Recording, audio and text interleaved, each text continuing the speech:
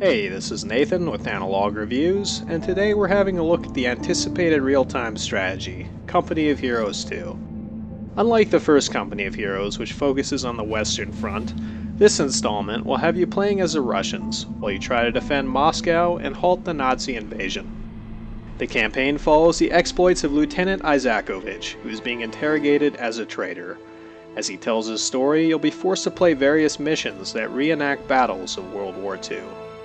The campaign unfortunately gives off a poor first impression. It's a bit too easy and scripted, as it completely limits a player from fully controlling their army. It also doesn't utilize nearly as much strategy as one would come to expect from a Company of Heroes game. If you do give the campaign a chance, it does eventually build momentum and becomes quite enjoyable during some of the later missions. My favorite of which are the missions that have you assume control of a limited number of troops, as you try to sneak behind enemy lines and harass German forces.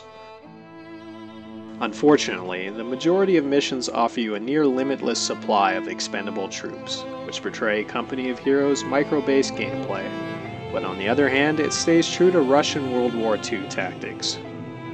The campaign is 14 missions in length, and each of them take a reasonable amount of time to complete, and feature multiple optional objectives. The story of Isakovich is interesting but not nearly as enthralling as the stories of Arthas and Kerrigan from some of the Blizzard RTS titles.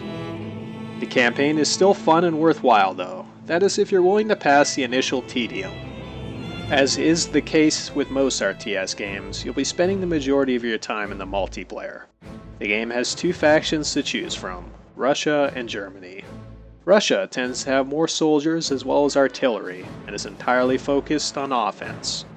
Germany, on the other hand, relies more on technology, having access to more advanced weapons and defensive capabilities.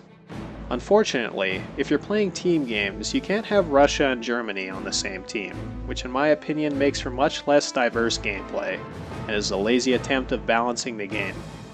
The fact that there are only two factions in an RTS game in this day and age seem a bit ridiculous as well. The game should have had access to America and Britain as playable factions, like the first Company of Heroes.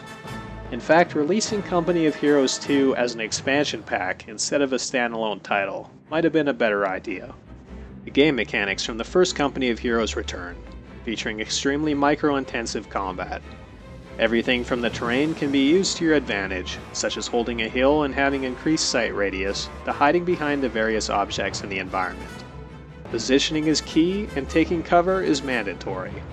Certain objects will provide half cover, and others will provide full cover, which greatly increases the survivability of your units. Buildings can also be captured and fortified. The positioning of bunkers, heavy machine guns, and mortars are also very important. A successful flank can make all the difference in the game. The resources range from manpower, munitions, and fuel. Manpower is what allows you to train additional soldiers, and is based on how large your current army is. Similar in the way to the upkeep system in Warcraft 3, the more soldiers you have, the less manpower you will receive, making it more difficult to train additional troops. Munitions are used to purchase special weapons for your units, such as equipping your engineers with flamethrowers, as well as for using various abilities, such as calling in an airstrike or throwing a grenade. Fuel is used to create vehicles, from armored personnel carriers to tanks and trucks. Unlike traditional real-time strategy games, Company of Heroes is all about controlling specific points on the map. These points will provide you with a bonus of fuel or munitions, and they can also be fortified to further increase these bonuses. Other points on the map trigger the victory conditions. If you hold more points than your opponent, their score will decrease, and once it reaches 0, they'll lose the game. This is similar to the Battlefield titles, except in RTS format. For more traditional RTS players, you can also win the game by destroying your opponent's base. None of your units are expendable, and it's very important to do everything in your power to keep them alive, from using engineers to repair your vehicles to ordering your troops to retreat so that they can receive medical attention. Unfortunately, some of the artillery units in the game don't seem completely balanced, as one well-aimed artillery barrage can completely wipe out your forces with little room for a counterattack. Company of Heroes 2 also features commanders that you can select for your armies. These commanders level up and allow for you to receive special units, equipment, and abilities. The commanders are similar to the doctrine system from the first game, but it isn't quite as in-depth. A few of the commanders are unlocked as you play the game, but a lot of them are available as paid Day 1 DLC. In fact, the amount of paid DLC is appalling, as each of the vehicle skins and commanders will run you $3 each and can easily add up to more than the cost of the game itself. One of the other differences between the first Company of Heroes and the sequel is the addition of weather effects, which in this case mainly consists of snowstorms which reduce visibility and can cause your troops to freeze to death if they're not by a campfire or garrisoned in a structure. This feature does feel a bit gimmicky, unfortunately, and it's one of the only changes from Company of Heroes 1, as all of the other gameplay mechanics remain the same. Which leads me to my next point. Company of Heroes 2 barely has any multiplayer maps, with a lot of maps having two different versions where one features snow and the other doesn't. The addition of different regions, such as Africa, would have been welcomed, especially if they added varying weather. The game unfortunately doesn't have this, and most of the maps take place in sparsely populated forested areas. The map design has also gone downhill from Company of Heroes 1, as the maps aren't symmetrical and clearly favor one side. In the first game, funneling your opponents into choke points and destroying key objects in the environment, such as bridges, were important, while the second game removes that mechanic. You can still destroy objects in the environment, such as bridges and thin ice, but the maps as a whole are much more open, and it's relatively easy for your opponent to find a way around each time. Company of Heroes 2 also has a very strong rock-paper-scissors mechanic, which isn't very realistic. Certain units are hard counters to others. Sure, it makes sense that infantry squads would not be able to damage a tank by shooting at it with their regular rifles.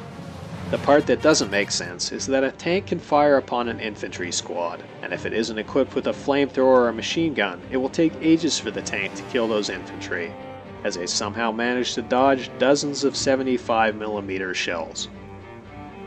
Another issue with the game is that the controls can feel unresponsive.